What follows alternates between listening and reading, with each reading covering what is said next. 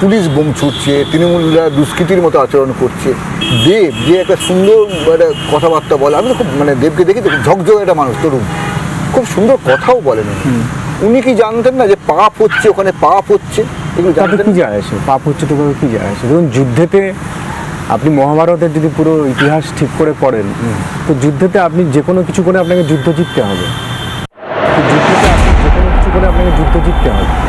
তৃণমূল কংগ্রেসের কাছে পুলিশ আছে, তৃণমূল কংগ্রেসের কাছে গুন্ডা বাহিনী আছে, তৃণমূল কংগ্রেস তো যুদ্ধ জিততেই চাইবে না। কেউ কি যুদ্ধের মাঠ ছেড়ে চলে যাবে?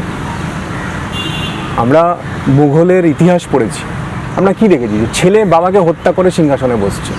মানে ওই সেই যুদ্ধক্ষেত্রে দেব সব দেখছে, যে অন্ধের মতো দাঁড়িয়ে ছিল, নিস্তব্ধ ছিল।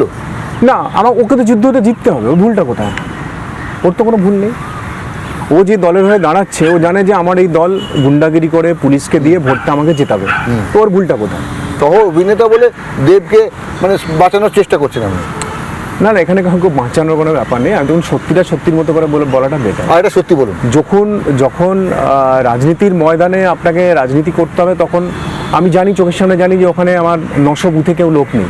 এখন আমি কি তখন সেটা মানুষকে বলতে যাব?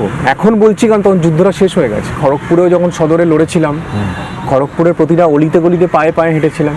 আপনি যদি 2021-এর আপনি নির্বাচন দেখেন, আমি আপনাকে একটা ছোট উদাহরণ দিই। 2021-এ তখন ভয়ঙ্কর কোভিড নির্বাচন। আমার 2 এপ্রিল সম্ভবত ভোট হয়ে গিয়েছিল, মে মাসের 2 তারিখে রেজাল্ট বেরিয়েছিল। মাঝখানে 1 মাস সময় কিন্তু আমি তখন বিধায়কও ছিলাম না।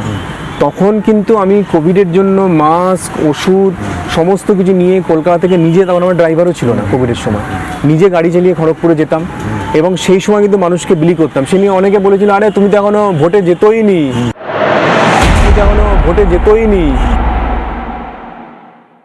তুমি খড়গপুরে এখন এগুলো বিলি করছো, আগে ভোটটা যেত তারপরে করবে। ধরুন আমি যখন মানুষের কোভিড মানুষ খাবে কি, আমি আমার বাড়িতে এত বড় কড়া নিয়ে রান্না করছি, সবজি কাটছি, রান্না করে করে রোজ প্রত্যেকের বাড়িতে দিয়ে আসছি। হ্যাঁ, আপনি দেখুন ছবি, সেসব ভিডিও খুঁজে পাবেন। লোক দেখানোর জন্য নাকি নিজে করতে পারবে না? আমি তো ভিডিও আছে, ভিডিওতে রান্না করছি, হাতে ফোসকা পড়ে গেছে, এত বড় কড়ায় খিচুড়ি ফুটছে, খিচুড়ি টকবক করে ফোটে না, এখানগুলো ফোসকা পড়ে গেছিল। ওগুলো মানে নিজে পারো না, লোক দেখানোর জন্য করো? না, দেখুন আমি তো 3 বছর আশ্রমে ব্রহ্মচারী ছিলাম, নগেন্দ্রমঠ আশ্রমে। আচ্ছা। তো আমাদের সুকিয়া স্ট্রিটে, তো আমাদের নিয়ম ছিল যে গুড়ি পূর্ণিমার দিনকে যে ব্রহ্মচারী তাকে রান্না করে পুজোর প্রসাদ তৈরি করতে হবে। সেই জন্য প্রত্যেক দিন তো আমাকে প্রসাদ তৈরি করার জন্য রান্না করতেই হতো।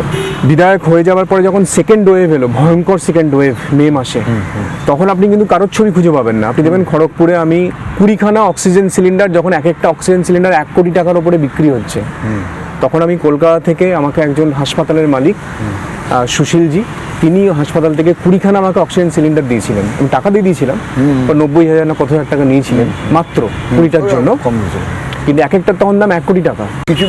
নানা ধরনের কন্টেন্ট দেখার জন্য লাইক করুন, শেয়ার করুন আমাদের ফেসবুক পেজ, সাবস্ক্রাইব করুন আমাদের ইউটিউব চ্যানেল। পাশাপাশি অন্যান্য ব্রেকিং নিউজের জন্য অবশ্যই চোখ রাখুন রিপাবলিক বাংলায়।